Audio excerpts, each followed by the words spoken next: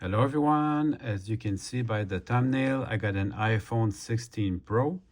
So we'll be fooling around with that and exploring the different picture and the different sounds. So actually I would like that if you could comment below if you like the improvement, if you can see improvements in the picture and in the sound. So tonight we'll be exploring that. Shopping around for this phone and doing all the contracts took away from some of my train time. So we'll make the video very simple for this week. Right now I'm on the normal video mode, and the normal video mode allows you to get in there pretty close up. During the month of November and December, I bought a bunch of B-Units. I got this Intermountain one, and it is really cool up close. Let me see if I can get this box off. This one, unfortunately, is not gonna be much of a runner. Yeah, I should be able to get it up close and personal. Look at that. So detail-wise, I can get up a lot closer. Give you a real close-up look.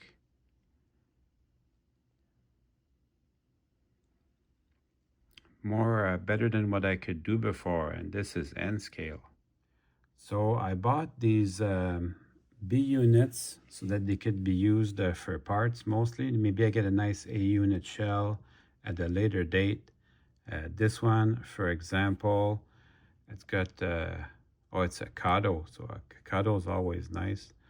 The coupler is broken here, but I can fix that. So Kato is always nice. I got a bunch of lifelike FB1s, and these, such as this one, drive seems to be in good shape, but the couplers are missing. And then I got another one that has the couplers, but it's missing the two trucks. But it looks like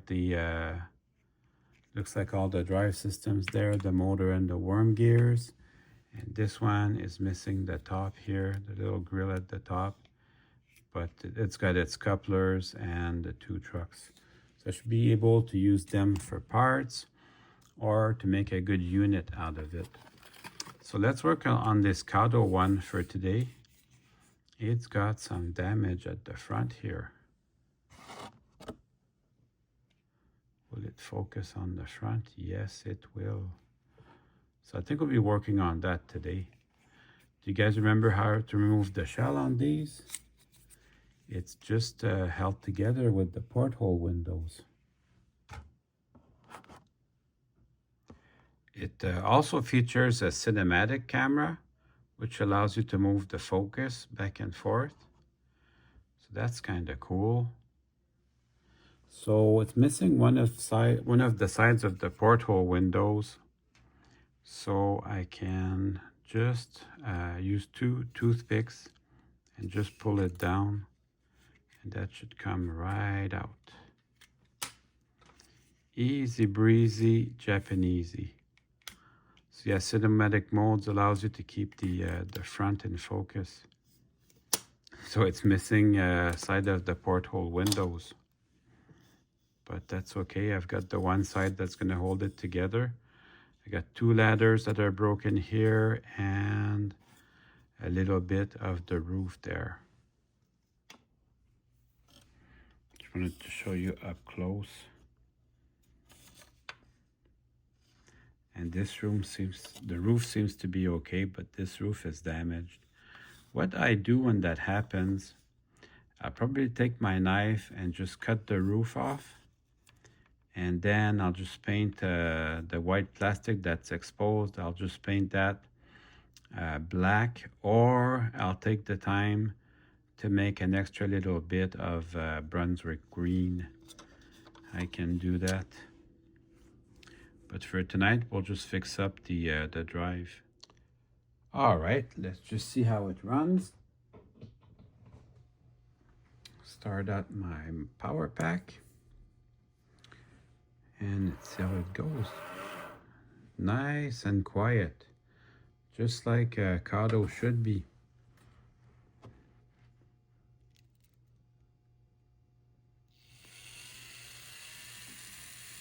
Even have too much power, but yeah, runs nice and quiet, just like a Kato should be. I have to replace the couplers. This, unfortunately, somebody put micro trains conversion kit on this, so I'll have to see if I got some micro trains couplers, or if I don't, I've got some extra couplers I can use, so that's no problem. So let's just disassemble this. Let's just start by removing the fuel tank. It's nice that they made two different sizes of pins. You cannot put it on backwards, so that's good. Makes it easy for everybody. So if this was an A unit, you would have to remove the little headlight and the little I guess you could call it a cab interior, but it's more like a light shade. So you would have to remove that. Now we'll just remove this first tab down here. And then the two screws, and it will let the trucks fall out. This unit, it seems to have a lot of lubrication, so that won't be a problem. So I just loosened them, but not all the way. They let my trucks, they give me enough space to let my trucks go. I think I will disassemble it fully though, because I want to have a look at what's inside. But this is how I put them back together. I will just give them enough room to wiggle, and then I will be happy with that. Now this is the old drive that does not have the DCC compatibility, and I'm okay with that. I run them like that. This is the cinematic camera. I'm still getting used to that. There we go. That's much better. I'm just gonna push the screw through, and then that's good. Make sure that that's in focus for you guys. Then once you have the screws out, you can pull the two frame halves apart. That's actually much better quality than the Intermountain. The Intermountain is a crumbler. I don't know if the frame's any good on that. So you have these two spacers here. Make sure you keep track of these. You don't want to lose them. This is very clean, and it looks to be very lubricated. I don't think I'm going to do anything to that since it ran well. Also take note, these two engine mounts. This is your engine cradle, the two green parts. So make sure that they're exactly in their space. Otherwise, it's going to make some noise. But this looks perfect. I won't spend too much time on this. Back in the day, these were the best. And I'm going to say even 30 years later, they are still really good. Yeah, so that's that thing's story. It got broken couplers, and whoever owned this put this up for sale on eBay. So I'm kind of glad I picked it up. This is a nice unit. Definitely worth the price of a couple of couplers. Of course it wasn't free, but for what I paid for it, I'm pretty happy. So yeah, I'll finish cleaning this up, and then I'll show you some of my brass. I got some HO scale brass engines recently, and I'm really happy. Really happy to get that. That's going to be fun. So this little contact strip, I usually just clean it with my fingers. I've had it where the engine would run without it, but that's not ideal. There are also settings for sound, but that is like way advanced for me. I'll take a look at it as I go down the road, but there's a lot of settings in this phone. Just get the wheels squeaky clean. They weren't really dirty to begin with, but since I have them in my hand, may as well. So let's just take a look at that broken coupler. I'm going to go into my stash and see if I've got an extra micro trains. Look at that, I found some ready to go, so I'll go ahead and install that right away. So let's put this back together.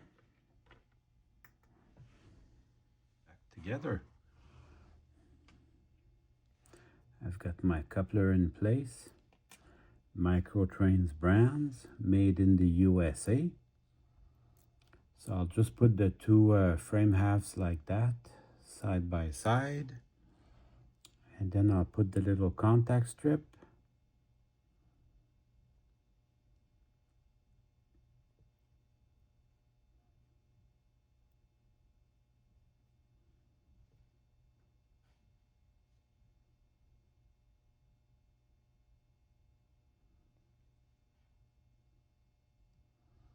And then I'll put the two axles.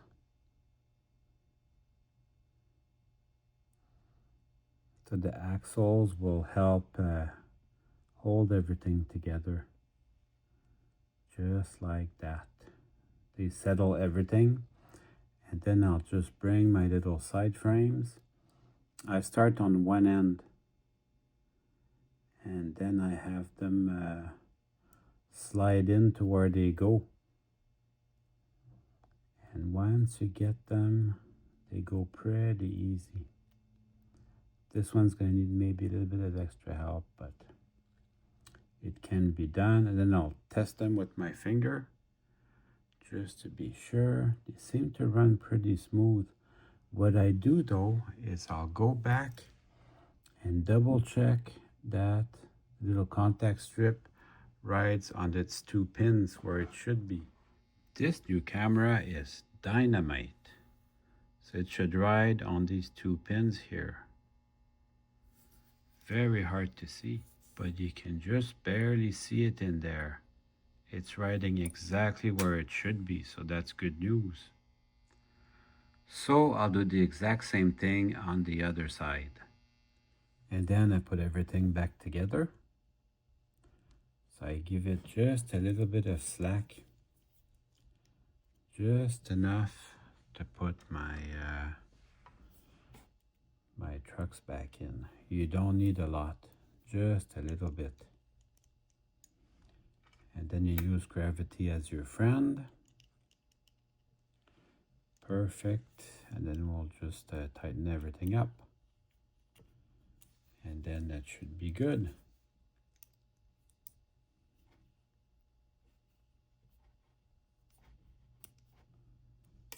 Oh, that wasn't so hard now, was it? Got the two couplers back. And then a final test on the bench. Runs nice and quiet. So let's go test it on the track. That's the real test. The sound is provided by a machine called the Kato sound box. I'm experimenting with the cinematic camera just to see how much I like that. Honestly, I don't hate it. So let's see how it runs.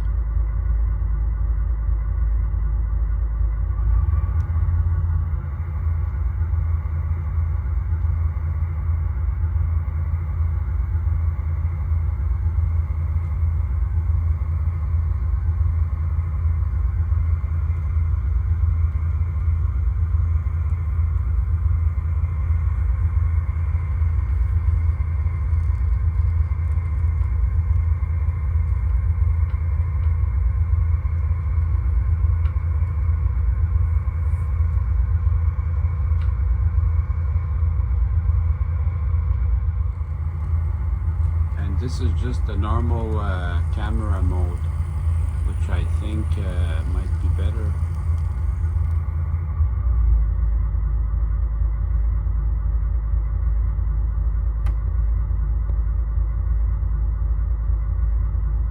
So do the same shot, but with the just the normal movie camera.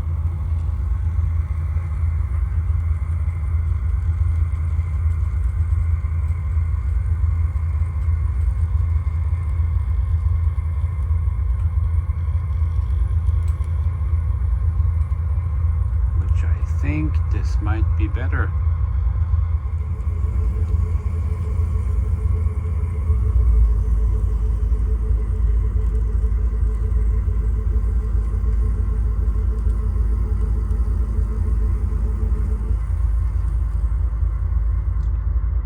Runs great. Let's just put the shell back on.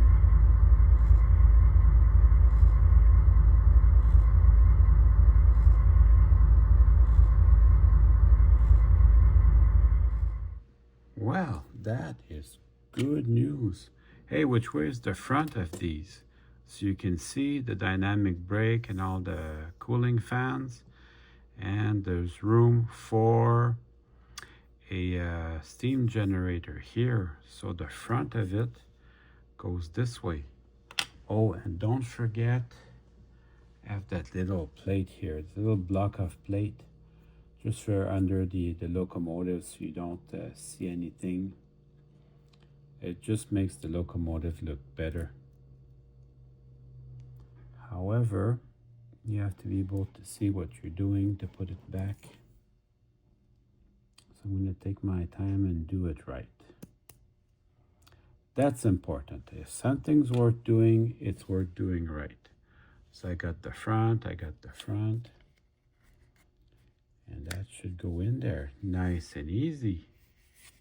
Just a little bit of water because I did clean it. Perfect. So I'm gonna go run this for a little bit. And now it's time to run some trains. Found a nice A unit to go with it. So we can go ahead and enjoy ourselves.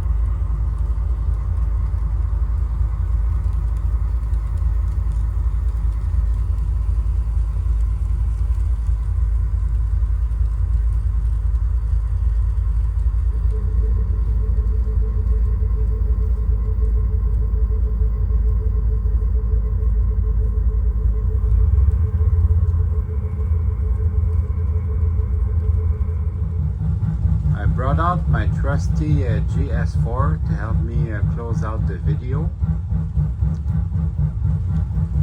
Well, I hope you enjoyed the video. I certainly had fun making it for you.